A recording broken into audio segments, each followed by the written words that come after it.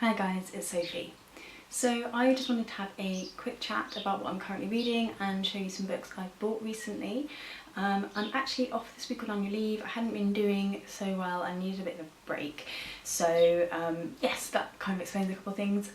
What I think I'm going to do is show you the books I've bought in this week that I've already read first, and then show you what I have next, and then I'll go through the ones I think I'm going to read next. So it's Tuesday now, so I have until next Monday, so I've got quite a long time to try and read, and it's really rainy and gross outside, so I might get quite a lot of reading done. So the first one that I have to share that I've already read is This Is Not a Drill, which is, I think it's just listed as written by Extinction Rebellion, who are a group in the UK of kind of climate change activists who are working to bring more attention to climate change and change government policies surrounding it.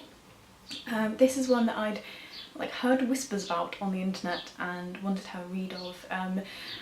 It's definitely like a manifesto, that would be what I would say about it. I don't think I necessarily disagree, and it's been really interesting for me to think about lots of stuff in terms of the way I can mitigate or manage my own personal impact or be aware of my own personal impact. I think I was having some conversations with Tom about how I think people have certain flames they carry, and that everyone can carry a number of flames, but some of them are always going to be brighter than others. And I think trying to be good to the environment is something I care about, and I'm trying to do more sustainable things in my own life. I try and reduce the amount of meat I eat, though I do eat some meat still. Same with dairy products and other animal products. I don't use plastic toothbrushes, I don't use bottled shower products, I don't use one-use menstrual products. So lots of little things that I do in my own life. So I found this really interesting to go through and read, and I think I'll be interested in reading other books about climate change that maybe aren't as manifesto-y as this is. Whilst I can see this has a place, I think I would like to read more widely on it in a different way, a more kind of academic look at it and kind of the politics surrounding it. But yeah, really interesting little book, and I'm glad I picked it up. And then the next one that I picked up and I've read all the way through is Oranges Are Not the Only Fruit by Jeanette Winterson. I've never actually read this one before, even though I know this is one lots and lots of people have read who identify as LGBTQ+. I'm bisexual, you probably know that, but I am just picking up a few things for Pride, so I'd love to do a whole here's some recommendations or here's what I'm going to read this month, but I'm trying not to spend money and all my books are packed away. So just for me, I've been just picking up a few things that are ones I haven't read that I've meant to, and Oranges Are Not the Only Fruit, sorry, is one of those. I think I expected this to be a different kind of book than it was. I think I hadn't realised, despite the young girl on the cover, quite how young she was at the beginning and how much it was going to be about the religious elements of her life.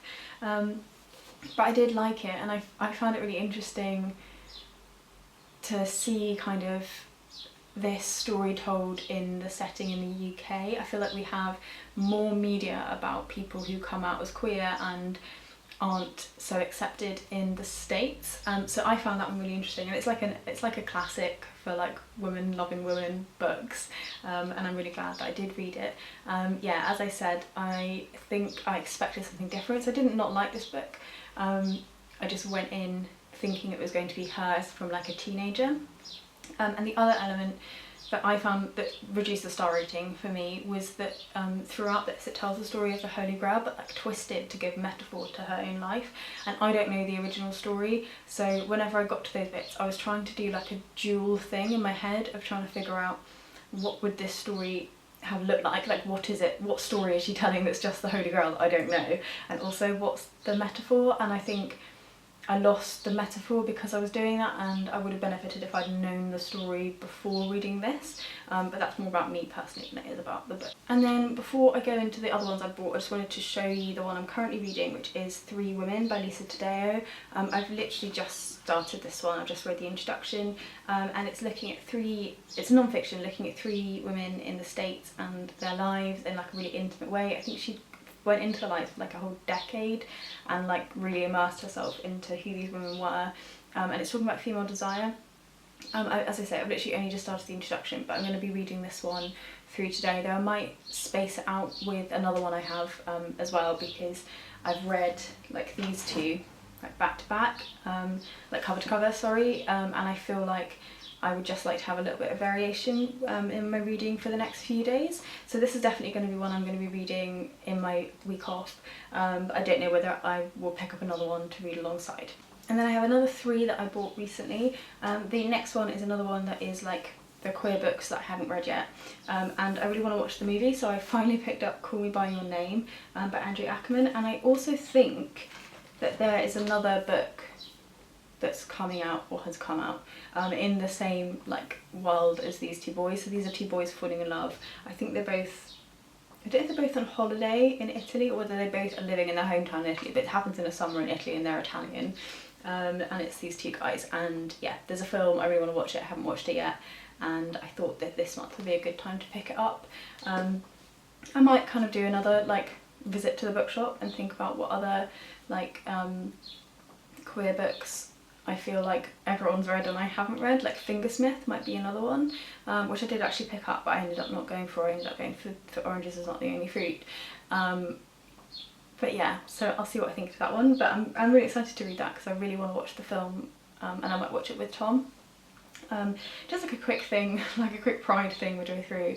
I do find sometimes it can be more challenging to like engage in that side of myself when I'm with a guy than when I'm with a girl, and whenever Pride comes around I feel like it's important for me and myself to just like assert that part of myself. So like, I'm trying to think, like yeah, so I might like read more books or watch more films or just feel like I can, and I think I want that to be important and for Tom to know that too, because obviously he knows and he's really accepting and literally completely gets it, but sometimes it can feel like that part of myself is missing, and I don't think that's like, I'm not fulfilling the stereotype of like I need to be with a man and a woman, but I think it can feel a little bit like there's not such an opportunity to engage in media and things with someone who also isn't queer. So because Tom's straight, the kind of things we tend to like watch or talk about tend to be stuff that doesn't necessarily deal with queer stuff. So yeah, I think I kind of struggle with it a little bit. I feel sometimes it feels quite performative, and it's not at all. It's just me trying to like grasp hold of something. And anyway, like it's got huge issues with like bi erasure and how people assume I'm straight when I'm with someone straight, and I have to feel like I need to assert that I'm not. And I think I feel that more strongly in Pride Month. So yeah, but it's a good thing because I really enjoy it and it makes me feel happy inside and like I'm being true to who I am, but it also can feel a bit awkward, I think. And then the next one I picked up when I was in Bournemouth, and that one is called The New Me by Halle Butler. And this little fly, I took a picture which I was going to put on Instagram, but it really looks like the fly's real. It's a really like realistic 3D fly on this cover, and I thought it would have made people be a bit grossed out. This is, I think, going to be just quite like a dark, funny, probably read in one sitting read. It's about a woman who works in like a really boring office and all of the boring people she's with, and essentially she's like thinking that her life's going to be better when she gets XYZ, and it's about her like pursuit to get XYZ, and actually life is just boring.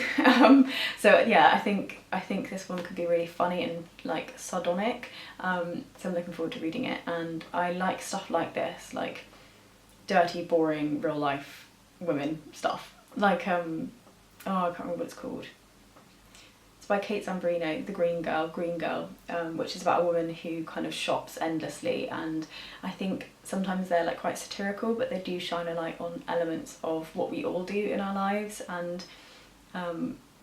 I find that quite helpful and quite funny. So yeah, that's The New Me by Halle Butler.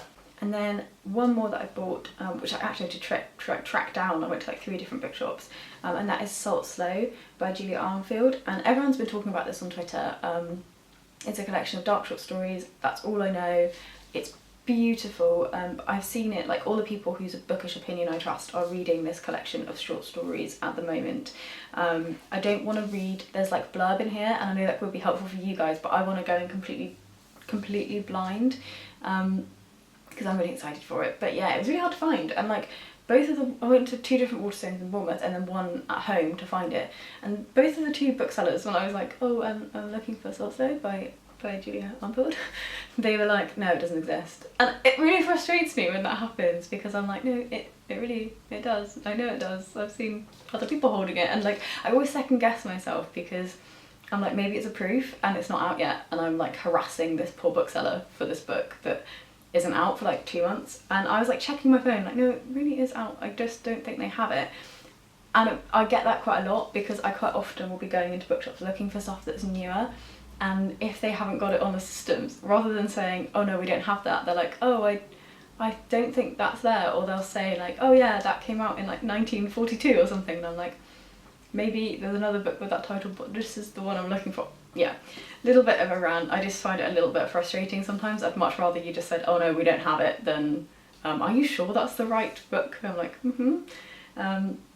But yeah, Saltz by Julia Armfield. This is the one I might read at the same time as 3 Women, because short stories, and I thought that could break it up a bit, because I feel like 3 Women weirdly could be really harrowing, and so I thought some dark short stories might make me feel better. But yeah, anyway, I don't know how many stories are in here, let's see. I tend to like shorter short stories. Okay, so we have 1, 2, 3, 4, 5, 6, 7, 8, 9 short stories, and it's like, I'm gonna guess like 180 pages. 189.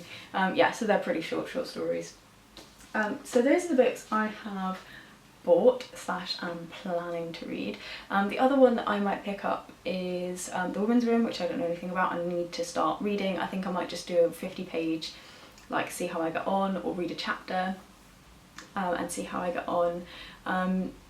Yeah, and I think I want to read that one fairly soon, because I've just finished reading The Female Persuasion by Meg Wolitzer like 2 days ago, and that's kind of like quite a long book about women's issues, and I feel like The Woman's Room might be quite similar, and that might be quite good to read at a similar time when I'm in like a similar headspace.